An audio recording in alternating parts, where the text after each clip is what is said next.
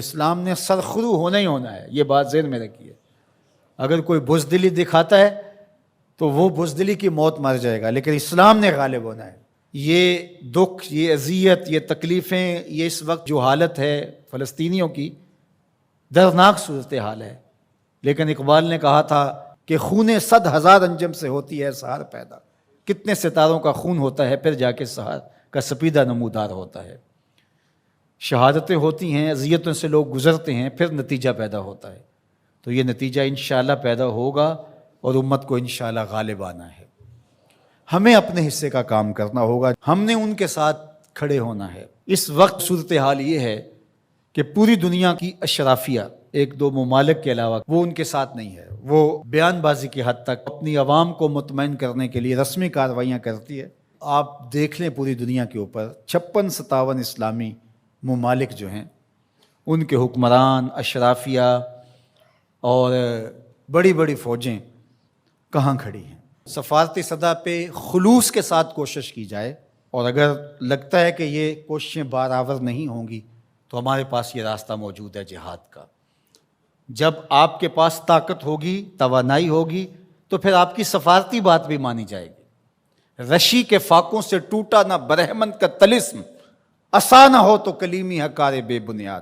حضرت موسیٰ اگر کلیم اللہ تھے، ایک ان کا وصف تھا، لیکن دوسرے ہاتھ میں عصا بھی تھا۔ جہاد کا آپشن موجود ہے آپ کے پاس، اور انہیں پتہ ہو اگر ان کی بات سفارتی سطح پہ نہیں مانی گئی تو یہ راستہ ان کا کھلا ہوا ہے اور اس سے گریز نہیں کریں گے، تو پھر آپ کی بات سفارتی سطح پہ مان لی جائے گی۔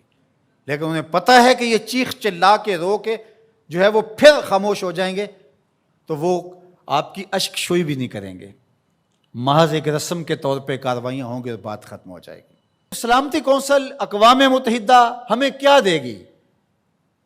وہ تو استعمار کی باندھی ہے، ہمارے لیے وہ کچھ نہیں کر سکتے۔ امت کو اپنا پلیٹ فارم فراہم کرنا ہوگا، اور امت کو اپنے مسائل حل کرنے کے لیے ہمارے پیغمبر نے جو راستہ جہاد کا دیا ہے اسی راستے پہ چلنا ہوگا۔ پھر دیکھنا کہ کس طرح کفر دم دبا کے باغتر گھٹنوں کے بال آتا ہے۔ مسلمان کا مقابلہ نہیں ہو سکتا اگر وہ غیرت پہ آ جائے تو۔ دوسرا، اس وقت وہاں بیچارے لوگ سسک رہے ہیں، ان کے پاس دوائیں موجود نہیں ہیں، اور ان کے پاس غذائی قلت ہے، مکان ان کے ختم ہو گئے۔ اقوام متحدہ کی رپورٹ کے مطابق 52,000 لوگ بے گھر ہو گئے، اور کہیں اس سے زیادہ لوگ بے گھر ہوئے ہیں، یہ تو ان کی رپورٹ ہے۔ تو اس لیے اللہ نے ہمیں آسودہ زندگی دی ہے، تو ہم آدھی روٹی کھا لیں اور آدھی روٹی ان اپنے مسلمان بھائیوں کے لیے بھیجنے کی کوشش کریں۔ الحمدللہ ہم نے ادارۃ المصطفیٰ کے تحت وہاں کام کا آغاز کیا ہے۔ اگر کوئی ہمارے پہ اعتماد کرنا چاہے تو ہم بھی اس خدمت کے لیے حاضر ہیں، اور انشاءاللہ آج سے وہاں غزہ کے اندر اللہ کی توفیق سے کام کا آغاز ہو گیا ہے ان کی نصرت اور اعانت کے لیے۔ باقی مختلف ذرائع ہیں، ان کے ذریعے سے آپ جو ہے وہ ان کی مدد کر سکتے ہیں۔ آپ کو اطمینان ہو جہاں، تو یہ کام کرنے کا ہے۔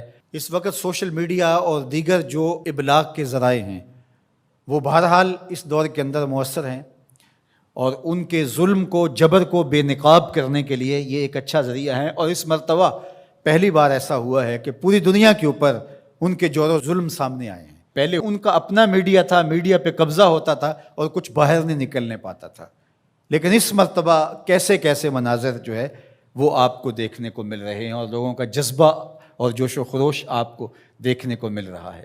تو ہمارے پاس جو بھی ٹولز ہوں ان کے ذریعے سے ہم ان کی آواز کو پوری دنیا کے اوپر پہنچائیں، یہ ہمارا کام ہے جو ہمیں ہر صورت کرنا چاہیے۔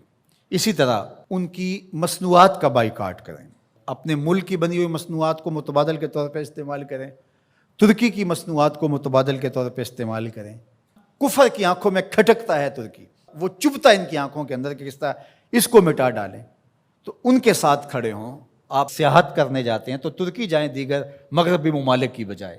ترکی میں انبیاء کی قبور موجود ہیں، صحابہ کی قبور موجود ہیں، اور ترکی میں اصحاب کہف کا غار ہے، ہماری تاریخ ہے ترکی میں بہت ساری، تو وہاں دیکھیں، اور وہاں ان کے لوگوں کا جذبہ اور ان کا ایمان اور ان کا اخلاق پھر پاکستانیوں سے جس طرح وہ ٹوٹ کے محبت کرتے ہیں۔ ترکی کی مصنوعات کو استعمال کریں، دیگر بلاد اسلامیہ کی مصنوعات کو استعمال کریں، پاکستان کی مصنوعات کو استعمال کریں، معیار میں کم ہی کیوں نہ ہوں، کوئی بات نہیں ہے، مصنوعات جو ہیں وہ اپنے ملک کی، اپنے وطن کی استعمال کریں۔ تو بائیکاٹ کریں گے تو انشاءاللہ اس سے ان کو مالی نقصان ہوگا اور جو ہے وہ مسلمانوں کو اس کا فائدہ ہوگا۔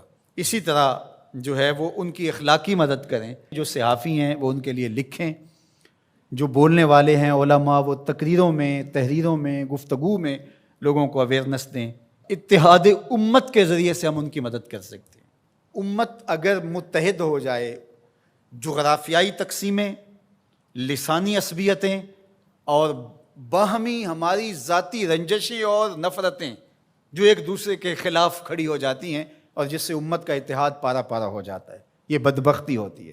تو ان ساری تقسیمات کو رد کر کے حضور کے نام پر، قدس کے نام پر، قرآن کے نام پر، توحید کے نام پہ ہم جمع ہو جائیں۔ الکفر ملت واحدہ، سارا کفر ایک ملت ہے، تو مسلمان کیوں جمع نہیں ہو سکتے ہیں؟ حضور کے نام پہ سب جمع ہو جائیں۔ امت کی وحدت اس بات کا پیغام ہے کہ دشمن کے چھکے چھوٹ جائیں۔ میں اپنے ساتھ جڑے ہوئے تمام لوگوں کو کہتا ہوں، اپنی اولادوں کو بہت اچھا پڑھائیں، ان کی دینی تربیت آخری حد تک کریں، اور ان کی جو دنیاوی تعلیم ہے اس کو بھی بہتر سے بہترین انداز میں آگے لے کے جائیں۔ وہ ہر شعبے کے اندر آگے بڑھ کے شعبے کے اہم منصب تک پہنچیں، اور ان کے اندر جو راسخ مسلمان ہے وہ مضبوط تر ہو، وہ آپ کی آغوش سے گزرا ہے، وہ وہاں جا کر کے بھی جو ہے وہ پکا سچا مسلمان ہو۔ سب لوگ اس طرح جب آگے جائیں گے تو پھر نتیجہ آپ کے سامنے ہوگا۔ لیکن اگر ہم یہ نہیں کریں گے تو پھر ہم سوائے چیخنے چلانے کے، صدائے احتجاج بلند کرنے کے اور کچھ نہیں کر پائیں گے۔ تو بہرحال غالب تو آنا ہی آنا ہے اسلام نے، وہ پھر ہم نہیں ہوں گے، پھر اللہ تعالیٰ کسی اور کو منتخب کر لے گا ہماری جگہ پہ۔ اگر ہم چاہتے ہیں کہ ہم اور ہماری نسلیں اسلام کی نشأت کے کام آئیں، اسلام کی نہضت کے کام آئیں، تو اس کام کے لیے ہم اپنی نسلوں کو، اپنی اولادوں کو، اپنے رجال کار کو تیار کریں، تاکہ پھر ان جگہ پہ کھڑے ہو کر کے دین کی نصرت اور اعانت کے فریضے کو سر انجام دیں۔